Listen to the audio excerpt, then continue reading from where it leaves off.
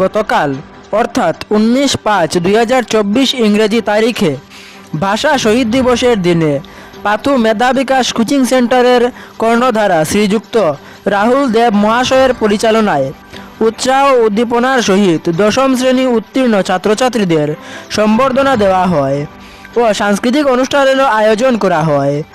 উক্ত সভার সভাপতিত্ব করেন দেবজ্যোতি দেব মহাশয়।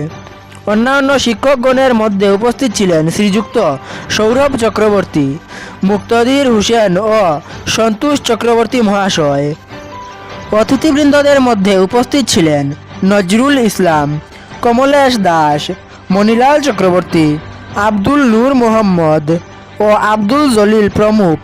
এছাড়া উপস্থিত ছিলেন রঞ্জিতা রুদ্রপাল, সলিল আহমেদ চৌধুরী, সরজিৎ রুদ্রপাল, রূপক নাথ, শ্যামল রুদ্রপাল ও শুকুল নাথ।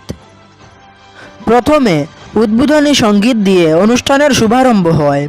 তারপর মেধা বিকাশ কোচিং সেন্টারের ছাত্রছাত্রী দ্বারা পরিচালিত কবিতা, গান, নৃত্য, বক্তব্য ও ধামাল নৃত্য হয়। তারপর পাথু মহিষাসন এলাকার গর্ভ প্রিয়াঙ্কা নাথ সর্ব বিষয়ে লেটার মার্ক নিয়ে দ্বাদশ শ্রেণীতে উত্তীর্ণ হওয়ার জন্য তাকে বিশেষ সংবর্ধনাও দেওয়া হয়। ভালো ফলাফল করার জন্য নজরুল স্যার তাকে 1000 টাকা পুরস্কৃত করেন। তারপর দশম শ্রেণী উত্তীর্ণ 20 জন ছাত্রছাত্রীকে সম্বর্ধনাও দেওয়া হয়। এর মধ্যে মেধা বিকাশ কোচিং সেন্টারের ছাত্রী শিউলি নাথ হিন্দি বিষয়ে লেটার মার্ক পেয়ে প্রথম স্থান অধিকার করায় হিন্দি শিক্ষক শ্রীযুক্ত রাহুল দেব মহাশয় একটি মোমেন্ট তার হাতে তুলে দেন এবং নজরুল ইসলাম স্যার তাকে আরও ভালোভাবে এগিয়ে যাওয়ার পরামর্শ দিয়ে 1000 টাকা পুরস্কৃত করেন। এছাড়া ওনার কাছে যাদের গান ভালো লেগেছে তাদেরকেও পুরস্কৃত করেন। এদের মধ্যে কস্তুরী দাস, সায়ন নাথ, ঋতিকা দাস, শারমিন সুলতানা আরও অনেক। সর্বশেষে মেধা বিকাশ কোচিং সেন্টারের উন্নতিকল্পে মূল্যবান বক্তব্য রাখেন লামা বাহাদুরপুর হাই স্কুলের প্রধান শিক্ষক নজরুল ইসলাম চৌধুরী, কমলেশ দাস, আব্দুল জলিল, আব্দুল নূর মোহাম্মদ প্রমুখ।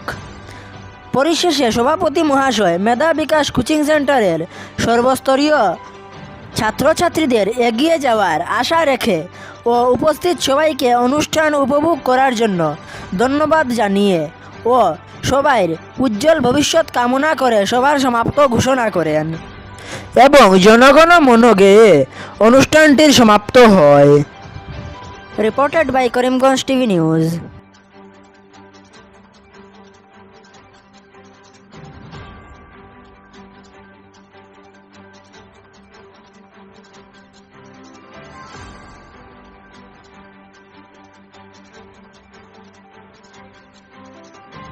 এই কোচিং মেধা বিকাশ সেন্টারের সুনাম করে আমি শেষ করতে পারবো না।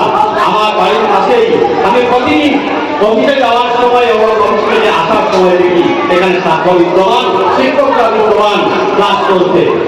তাই আমি আশা রাখি বিগত এই 2 বছরের ফাইনাল পরীক্ষায় যেভাবে ভালো রেজাল্ট করেছে ছাত্ররা, আমি আশা রাখি এই মেধা কোচিং বিকাশ সেন্টার যেটা আছে সেটা অদূর ভবিষ্যতে শিক্ষকদের প্রতি আমার অনুরোধ, বিনম্র অনুরোধ, আপনারা যেভাবে পরিশ্রম দিচ্ছেন, যেভাবে সময় দিচ্ছেন, তার বিনিময়ে এই ছাত্রের অভিভাবকরা আপনাদেরকে সম্মানিত দিতে পারছে না। সেখান থেকে লক্ষ্য না রেখে আপনারা এটাই লক্ষ্য রাখেন যে এই ধরনের ইন্টেরিয়র প্লেসে আপনারা যাতে এই ধরনের সেন্টার দিয়ে এই ইন্টেরিয়র প্লেসের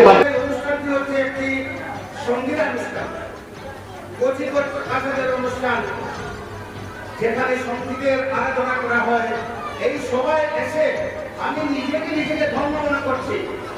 এই জন্য ধন্য মনে করছি আজকের এই পবিত্র অনুষ্ঠান। এটা একটা পবিত্র অনুষ্ঠান যেখানে সব কিছু এই সঙ্গীত অনুষ্ঠানে সব কিছু একাকার হয়ে আছে।